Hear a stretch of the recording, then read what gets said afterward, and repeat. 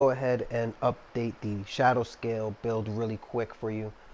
Some things have changed, and I want to go ahead and put something down that's why I put the plus after Elsweyr. So we're gonna start from Elsweyr and then anything after, and really you can apply this to Morrowind and anything after. So a couple things that make up a Shadowscale, other than the medium armor and the fact that you gotta have dual wield, is their race and their boon.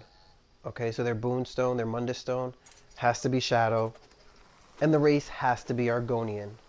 You could have everything perfect, and if the race is off, let's say you went with a wood elf or a red guard, Khajiit, or an orc, it's not going to be a shadow scale. It'll be a very successful Nightblade nonetheless. It just wouldn't be a shadow scale.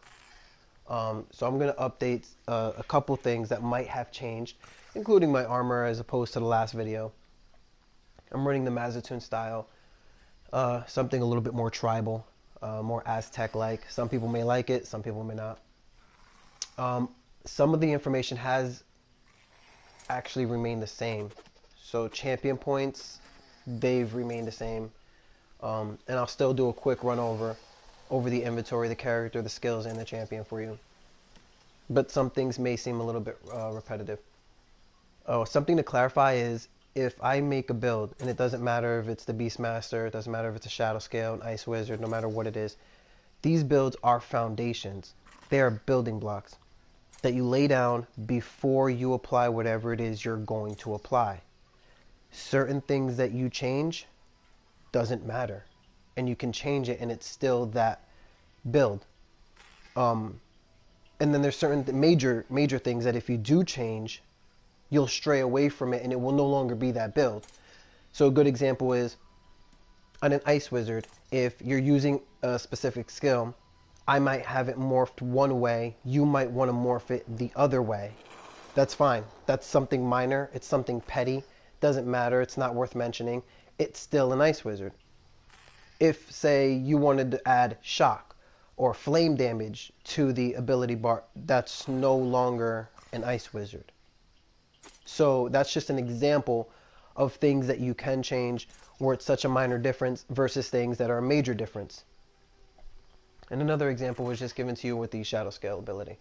So now that we've clarified that, moving straight into this build, the Shadowscale, and an updated build actually, we're going to take a look at the inventory and work our way. There's certain sets that you guys can have. It doesn't really matter what it is, so long as it's usually has to be medium armor. So if you're looking for something that's going to increase weapon damage, it's fine, like Draw King Slayer, but that comes in heavy armor. So my recommendation is if you're looking to tag on Tooth Row and Draw King Slayer for you early gamers or you new gamers, people who are new to the game, it's okay to go ahead and do Tooth Row as the armor, and then for your weapons and your jewelry, do Draw King Slayer. Well, now you have your critical chance, and you have your weapon damage out of the way. You have your shadow scale, your shadow boon on your shadow scale, and that's going to take care of your critical damage. You could apply that. Other more veteran-like sets are probably going to use Zogvin's Warband or Briarheart. Anything that's going to increase critical damage. So a shadow scale is based around that. Let's start with that. I decided to use Briarheart and Hundings for my armor. Okay, so this is not gonna. You have your weapon critical, that's increasing your critical chance. Then here, when you deal critical damage, so you have to actually, you have your critical chance up, which is good. That's what you want. And then you want to be able to apply that critical damage. Once doing so, Briarheart will then kick in. Okay?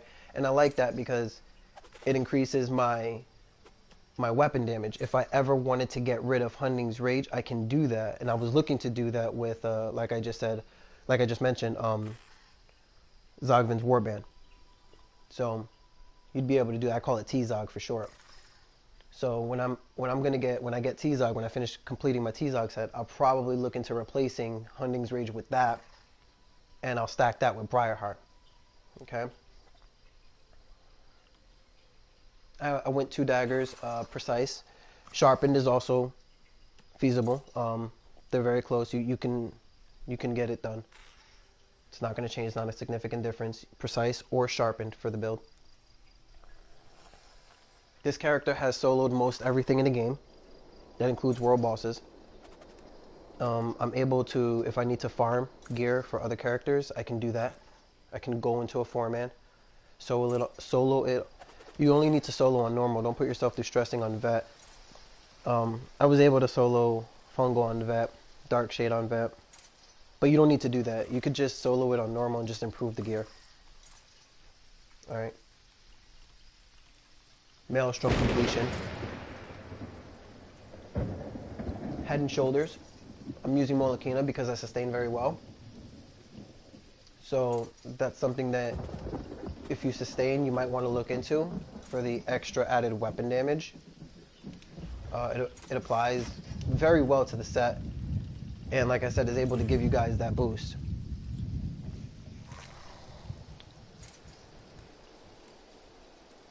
You got to watch out. If you do not sustain very well, overkill will kill you. All right, it'll be the death. It'll be the bane of your existence. So do make sure that you sustain if you're going to use Molokina. Optional ones. Let's go with some options. Slime Crawl, that's option. Increases your overall damage. Veladraw, disease damage, you know. Obviously Molokina I'm using. These are some headsets that'll work for you.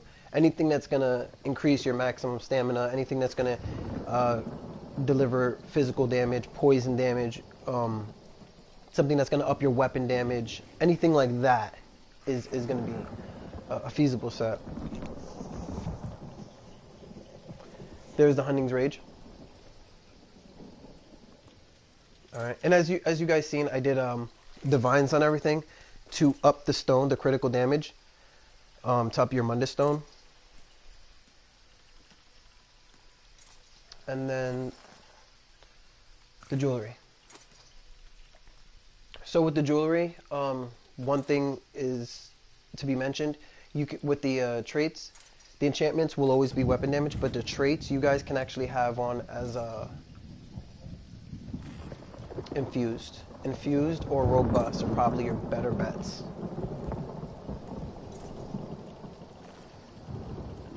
I have completed trials. I carry my own weight.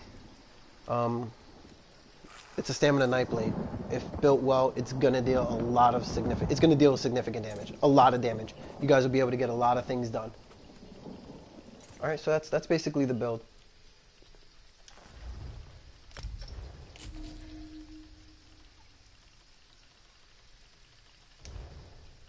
Character, or excuse me, that's basically your armor sets. I'm sorry about that. This is really quick. Everything into 64. Boon, the shadow, already mentioned. And when it comes to food, increase max health and stamina. Do yourself that favor. If you guys choose to do anything like the trio food, Magicka, health and stamina, your Magicka is not needed. I can assure you, Magicka is not needed. Don't lower your stat numbers.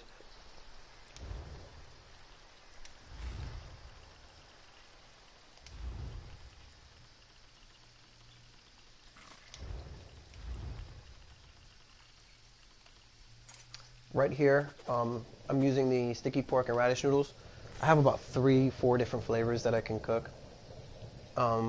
But just to give you guys the main focal point here is the increased max health and max stamina. Those numbers will decrease by going to trio food. Those numbers will also go down if you decide to use max health, health recovery, max stamina recovery. Numbers will drop for that as well. So do look out for that. This increases your max health by the most points and the max stamina. You have to reapply it every hour. That's not a problem. In 1 hour, you can get anything done in the game. Anything done. If you have to reapply your food for anything, let it be, number one, questing, because that's pretty much damn near limitless unless you've done what I've done, which is completed every quest in the game. And 2, trials. You may need to reapply during a trial. Other than that, an hour to do anything in the game, is not really needed. Whatever you set out to accomplish, you're going to accomplish in that time. So unless you're clearing zones, that could take longer than an hour. Or running trials, that may take longer than an hour. If you're running four-mans with an unarmed, and I'm gonna use this term unarmed, or a group that's just not very well built or not compatible, that you may have to apply food for. Other than that, an hour is good enough, and you guys will maximize your stamina and your health output via food. That food. While we're here, the essence of weapon power potions, which are character potions in the game, they increase your stamina recovery, your weapon critical rating, and your weapon damage. Save those for trials. Save those for the hardest content in the game if you need to pop a pot. Other than that, use trash pots. Okay, I use trash pots. I don't worry about, never do I worry about ever popping that. If I'm not doing the hardest content in the game, and I have done it, if I'm not doing a trial, and I have done them, I won't pop the good pots because I'm not going to waste it. I'm very conservative with what I use, and they're not needed also.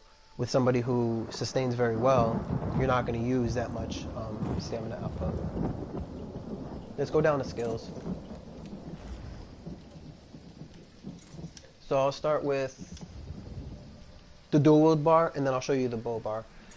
Here I have channeled acceleration, which is going to increase my minor force by 36 seconds. Minor force increases your critical damage done.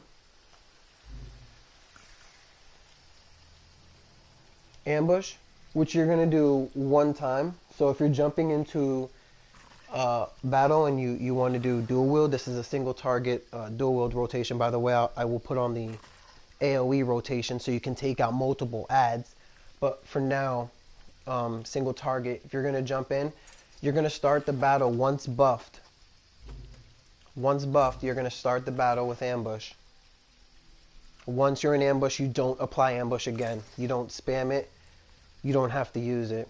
You're going to take out whoever you're going to take out, utilizing it one time. Shrouded Daggers, you're going to up your weapon damage, and you're going to cause damage. It's pretty much what you're doing. You're going to cause physical damage, and you're also going to up your weapon damage.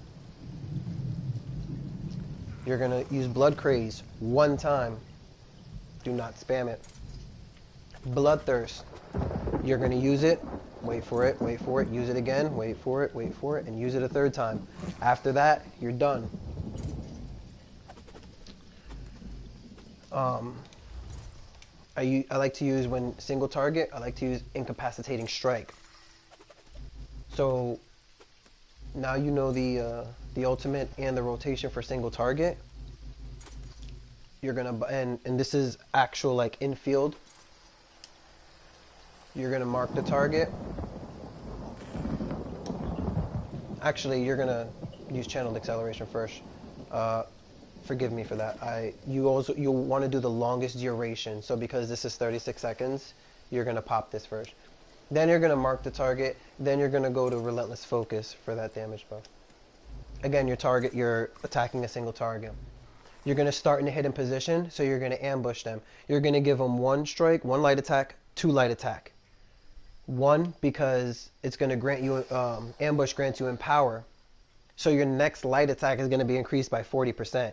Now you're going to strike them an additional time. That's going to activate Molokina. Now you have that extra weapon damage, plus you still have your buffs. Trust me, all of this is going very, very quickly, so you'll have the time to do it. Keep in mind that this lasts for 20 seconds, so you guys don't have to rush anything. But yes, it is going by very quickly. So ambush, light attack, Molokina is active. You're going to hit them with Shrouded Daggers. Now you have a weapon damage buff on your character. Blood Craze and Bloodthirst 3 times. I did skip something. If your ultimate is not up, what I just said is exactly how it's gonna unfold. Now, if your ultimate ability, which is why I said I just skipped something, is up, this is gonna take a little bit, it's a slight turn of events. Okay? What you're going to do is, same thing, you're going to buff, you're going to hit him with ambush, light attack, light attack. Instead of going to shrouded, you're going to hit him with incapacitating strikes. Okay? That is going to increase your damage against them by 20% for 6 seconds. Okay? So you're definitely going to want to hit this. Then you'll continue with Shrouded Daggers, Blood Craze, Bloodthirst. That's how you're going to incorporate that. Okay, so midway through, only if it's up. If it's not, you just follow what I said the first time, and you're fine. You're good to go. But if it is up, and it only costs 70 ultimate, so it's constantly going to be up. It acts like Dawnbreaker. You get it back so quick, and it keeps your damage up. So if you're using Incapacitating Strike, make sure that you're always using it. Okay, anytime that it's up. And again, you're going to use it prior to Shrouded Daggers. You're going to use it directly after the 2 light attacks following ambush. So once your Molekine is activated, that's when you're going to hit them with Incapacitating Strike. This is the single target rotation. I'm going to give you the AoE rotation.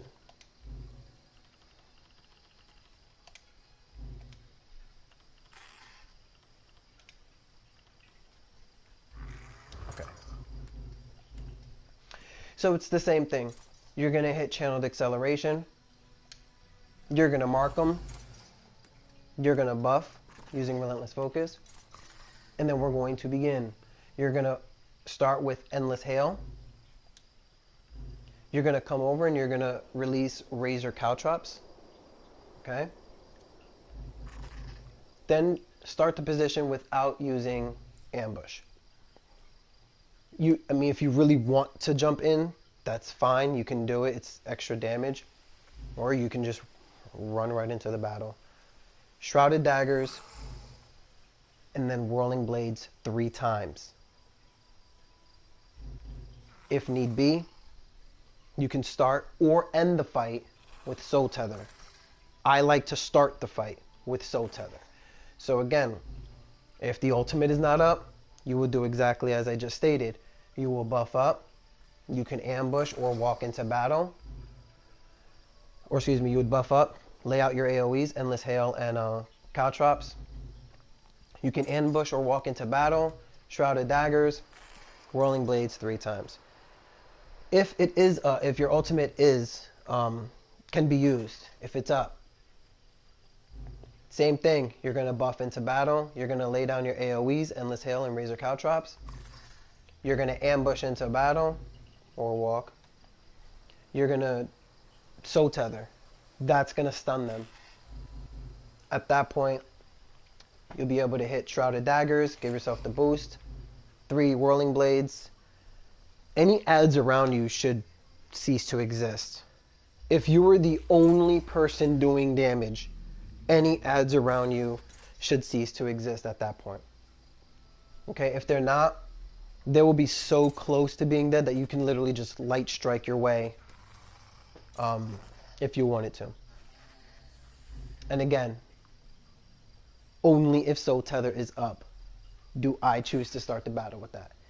It's great. I don't like the fact that it does magic damage, but when you look at it, I mean, stunning them for 4.5 seconds works. It's enough for you to go ahead and get your AoEs out.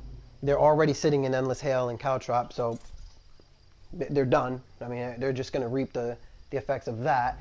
You're going to hit them with Shrouded for your extra damage, and then Whirling Blades is going to top it off. Should not be spammed any more than 3 times. I use 3 as my favorite number if you know how to sustain, especially when Overkill is going off. Now in this, to activate Overkill, it's always after ambush. Always. Ambush is going to allow you to do that 1 light attack. Just do it twice. 1, 2.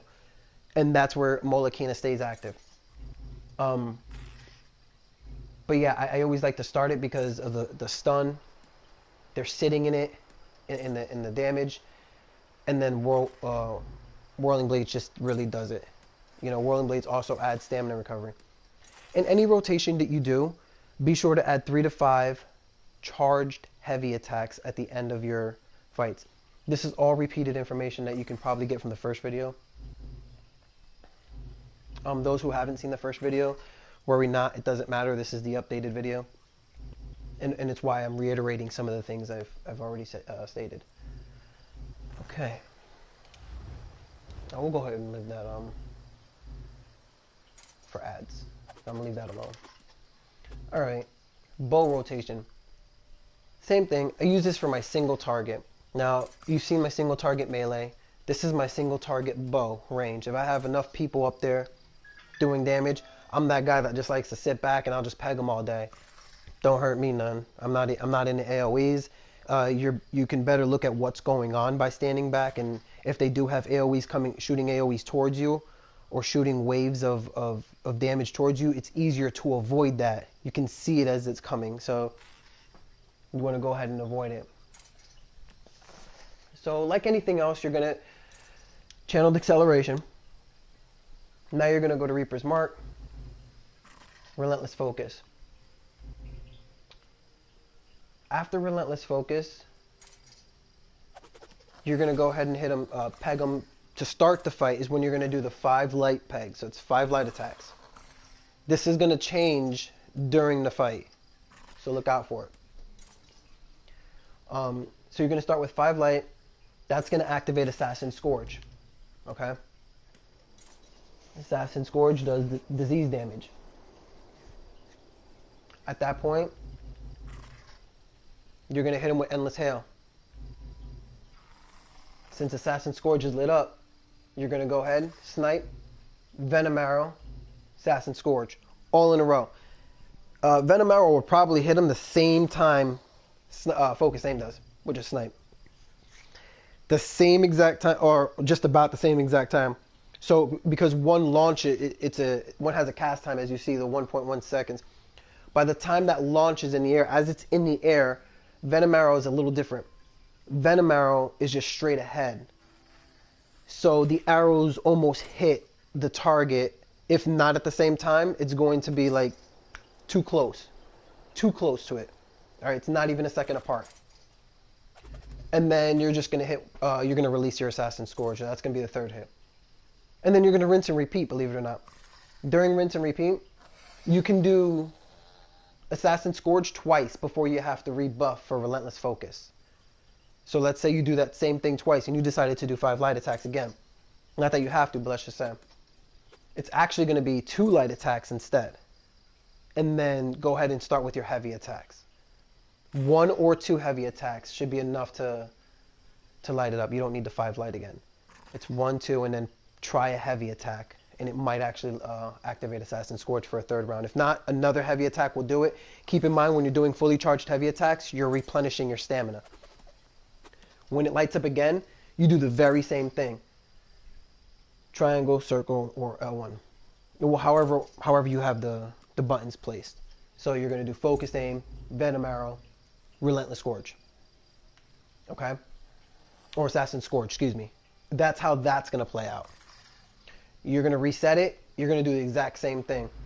If it's that long of a boss fight, take the time to switch, buff up real quick, mark them again, buff it real quick, 2 light attacks, start with a charged heavy. And you might have to do 1 or 2 of those. When it lights up, triangle, circle, L1. Or excuse me, don't forget your Endless Hail. So I'm sorry, skip that. So you're gonna douse them again in Endless Hail, light it up, 2 lights, get in 1 or 2 heavies, and you're done. I want to say it's 1 heavy, but I could be mistaken on that. Alright, so those are your rotations. You have melee, you have AoE melee by just changing these 2, and your ultimate. And then you have your bow. Melee, AoE melee, and your bow. AoE, area of effect.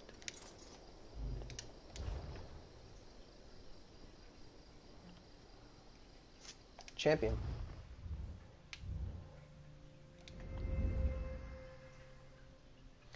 You don't have to have the same amount of points that I have allocated. You can have your own because it's your character, your playstyle, your preference. I'll show you where I have the points and then you as a player can choose how many you want to put in that. If you like to use the build, you can go ahead and use that as well. So you see I have Ironclad, Spell Shield, Medium Armor Focus. I have Hardy, Elemental Defender, Thick Skinned. I have Quick Recovery. Alright, moving on to the Thief. And that was the Warrior. This is the Thief. I have Warlord and Sprinter. It's the tank's job to do this. If you're with a tank and he doesn't do it, shame on him. Don't make it your responsibility unless you absolutely positively have to. Unless the tank's not doing his job, then, but just eat the cost of bash that it's going to cost you. Alright, you shouldn't really be investing points in there. Tenacity, Mooncalf, Shade, Shadow Ward, Tumbling, and Befoul. The Befoul, you can get this effect, which is the healing reduction effect, by disease damage moves. Just off the top of my head, Assassin Scourge is a disease damaging move. Incapacitating Strikes is a disease damaging move, so you do have them.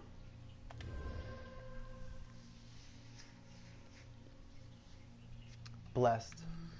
Oh, moving on to the Mage, I apologize. Blessed. Physical Weapon Expert, Master at Arms.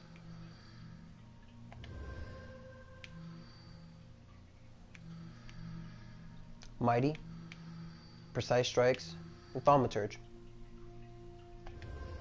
And you're done. Alright.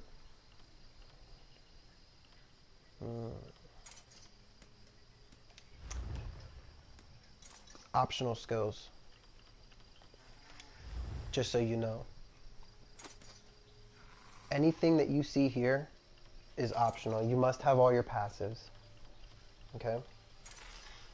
Do I use Killer's Blade? Yeah, if I want to use Execution. I have one. Some people might say they must have it. They need to have it. If I'm doing single target rotation and I have to use it, I replace Bloodthirst. So I keep Blood Craze and then just heavy attack them down, or replace one of your skills. Replace Blood Craze if you want. It doesn't matter how you run your character. These are just optional characters. Skills that you can use and you're still considered a Shadowscale. All your passives. I have Veil of Blades, Surprise and Shadowy. Siphoning. I haven't gotten these two to morph yet, but I will. It'll give me something new to do, because I've completed everything with this character, so getting these two to morph should definitely give me something new. Dual wield. Everything in dual wield must be had. Must be.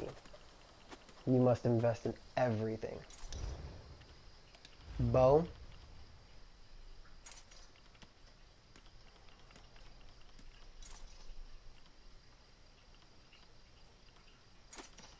If you look at this, you may ask, why not arrow spray? Just look at the difference. What does arrow spray do? Even acid spray. Look at acid spray. Could acid spray do more damage in the end? If so, get acid spray. Okay.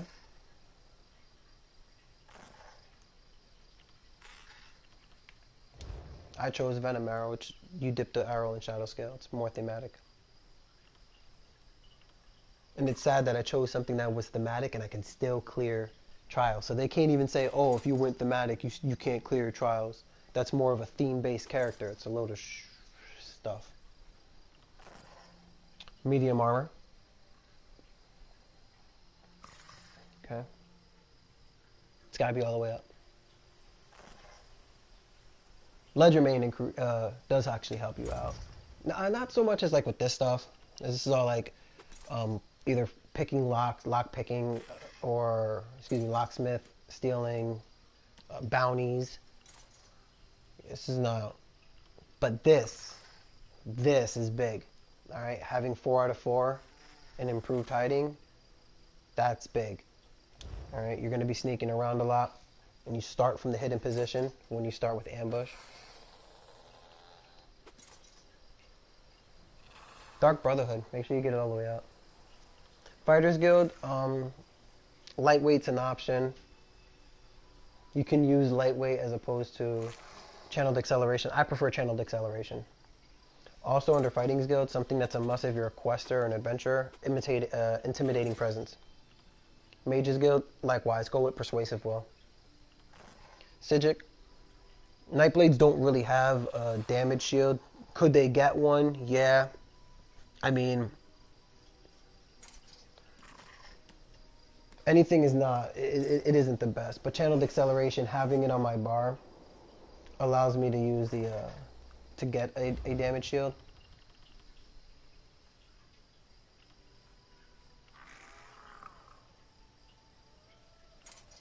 It's called Concentrated Barrier. So just by having it slotted and you're blocking, you're going to get a damage shield. Alright.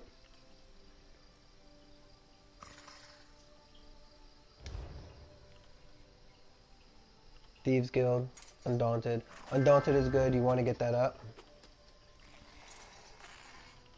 And mostly you want to get that up is for Undaunted Metal. It's just the extra bonus that you'll have. Okay.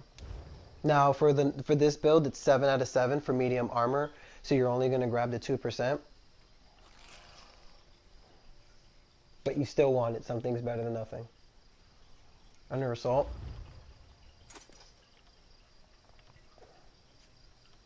I don't do too much PvP, so it definitely hurt me a lot having to go in there. Most of this was even done through Cyrodiil, as I've been playing since release. Battlegrounds wasn't yet released at the time. I then went back, and when after Battlegrounds was released, I went in to get Caltrop. So, but yeah, I don't do PvP. I don't enjoy it. I don't like it. Most of you would. And then obviously your racial skills, you're going to need them. Everything under craft is optional. You can choose to be a crafter. It does help you, especially with things like alchemy. That's going to help.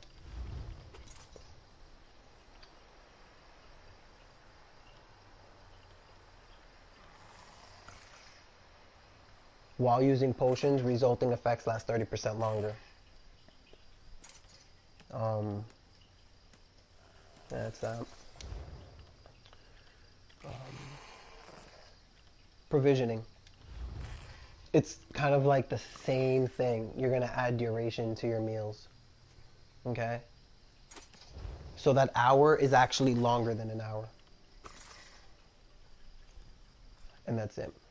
So when it comes to provisioning with your drinks and your meals, that should be up, and alchemy should be up, just to better your character. All those skills were just optional skills that you guys should have in case you wanted to replace one with the other. Maybe try to shift around the skills a little bit and do what works for you. Yeah, that's Shadowscale. All right. If I've missed anything, I do apologize. There's a lot to get in, but mostly the game is in the build is to be built around your playstyle. But hell, if you like to do a Shadowscale, Elsweyr Plus, just remember, or even Morrowind Plus, remember, it's based around critical damage. So anything that you're going to have that's going to help you with critical, you got it. Okay? No matter what your weapon damage is at the end, just remember, if you're using this rotation, it's going to increase. Molokina is going to increase it. Shrouded Daggers with the weapon buff is going, with the weapon damage buff, that's going to increase it. So, all right, you should be fighting any battle. If you can stop while you're in melee, you can, trust me, you should be able to just stop, hit options, go to character sheet, and actually look at what your weapon damage is during the fight. If you're sitting anywhere from 35 to 4,000, 3,500 to 4,000, you're good. You're good to start and finish these fights. Okay, it's been done. I'm letting you know. And for record, and I wish I can post the pic here. My record was 56K with a Killer's Blade. Yes, that was fully buffed. And at the end of the fight, I did take advantage, and I was able to stab him for 56k on a killer's blade. So, meta or not, it gets the job done. You guys take it easy. Thanks for watching. You like it, you like it. You don't, you don't. I'm not going to tell you to subscribe. I'm not going to tell you to hit that button.